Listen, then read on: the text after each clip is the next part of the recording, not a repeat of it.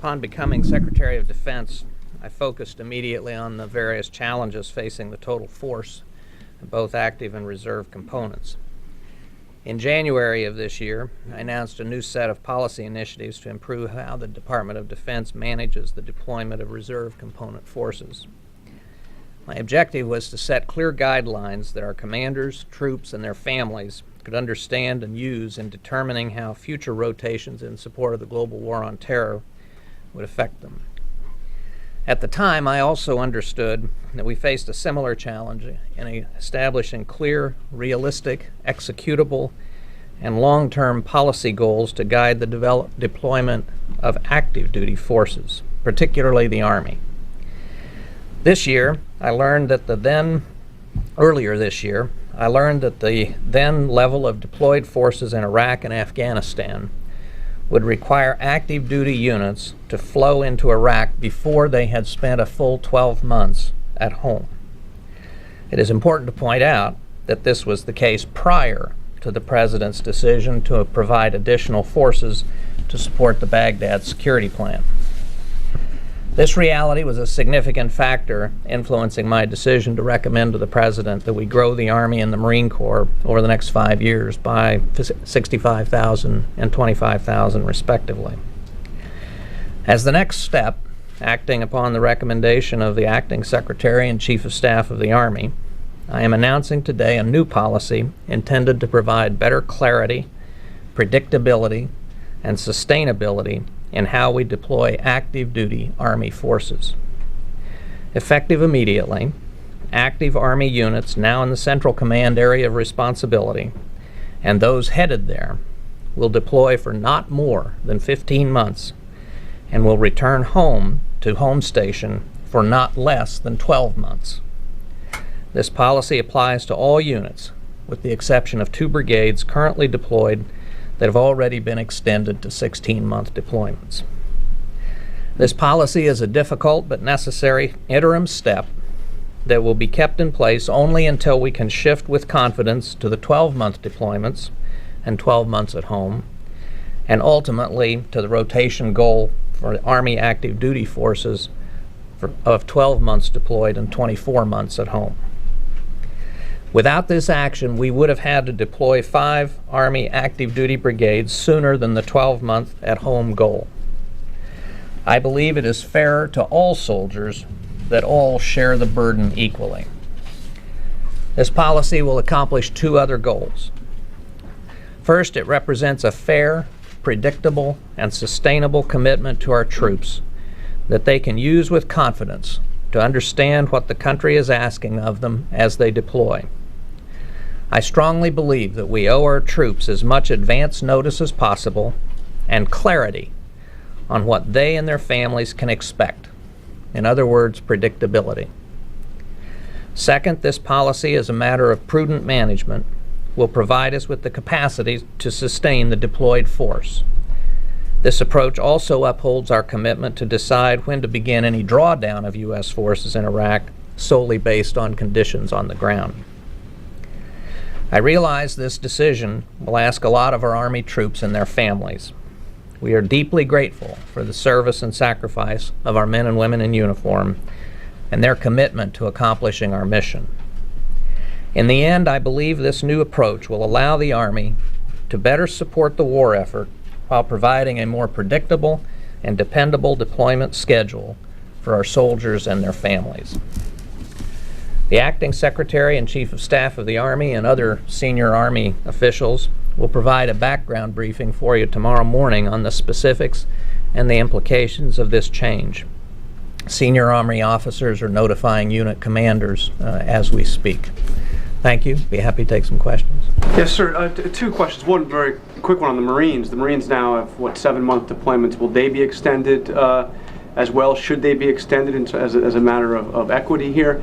And also, currently, for those that get extended past 12 months, they get additional pay for those those extensions for those additional months. Now that you have a new policy, will troops that are there, more than 12 months be getting the additional pay? Yes.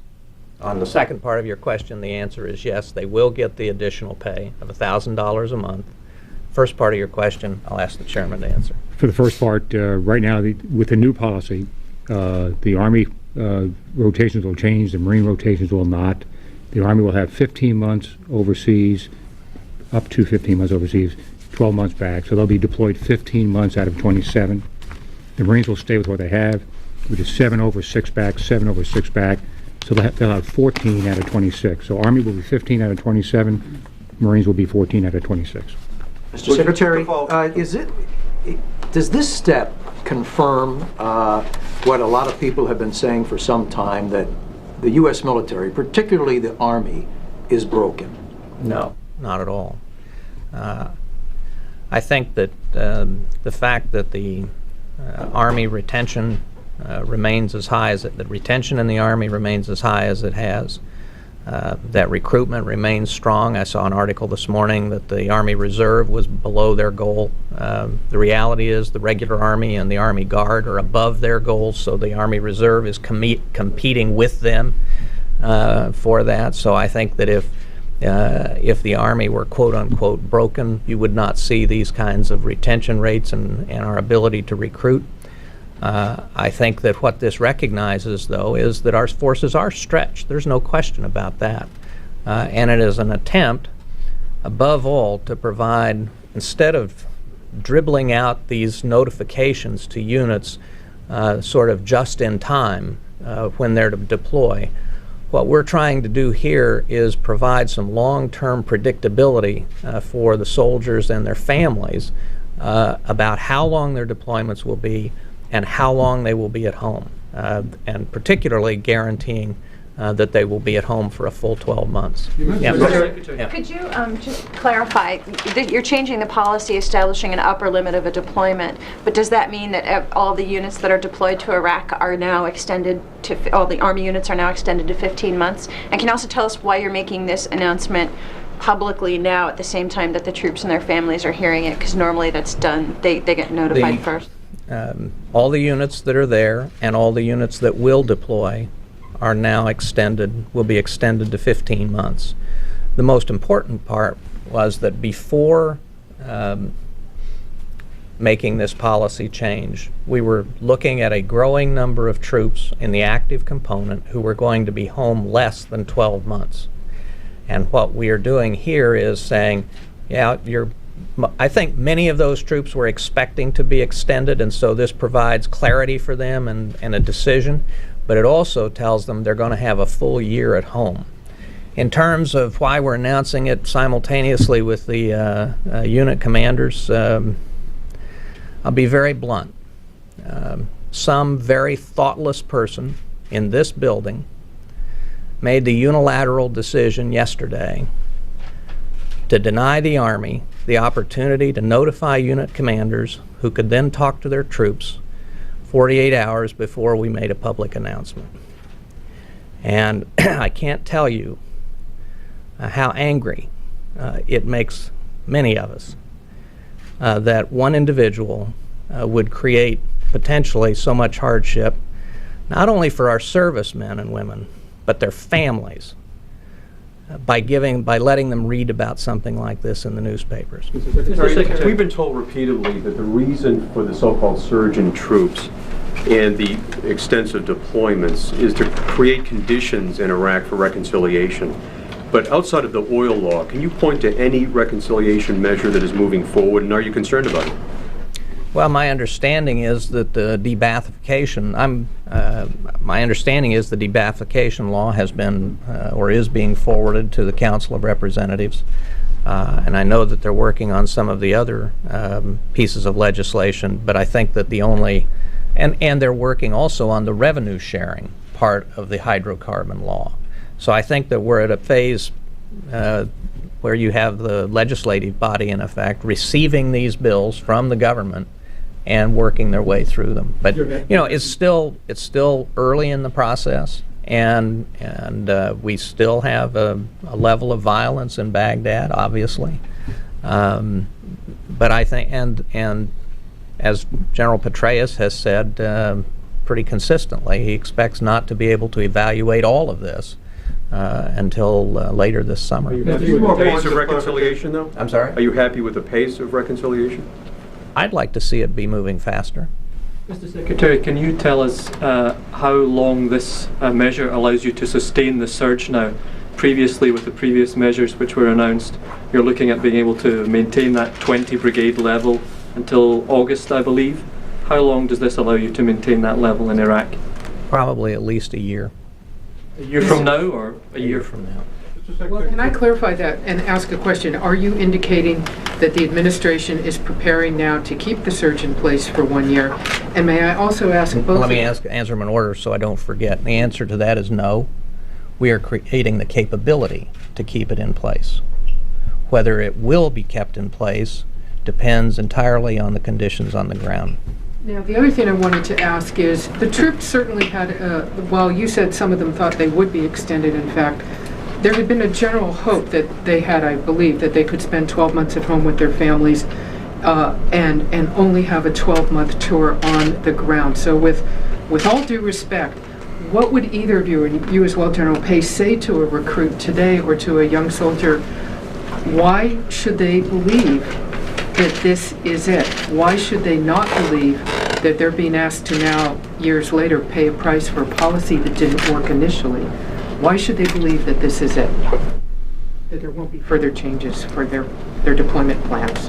Well, first of all, our troops are very sophisticated. They understand that someone we're not thinking about tomorrow could attack our country and throw all of our planning into a hat. The bottom line is that I do believe that the troops do understand the successes that they're having, the progress that they're making. They have been understanding of the need to increase the length of their tours. They have not known, nor have their families known, with any kind of predictability, how long that was going to be. Some units were being extended for 30 days, some for 60, some for 90, some for more than that.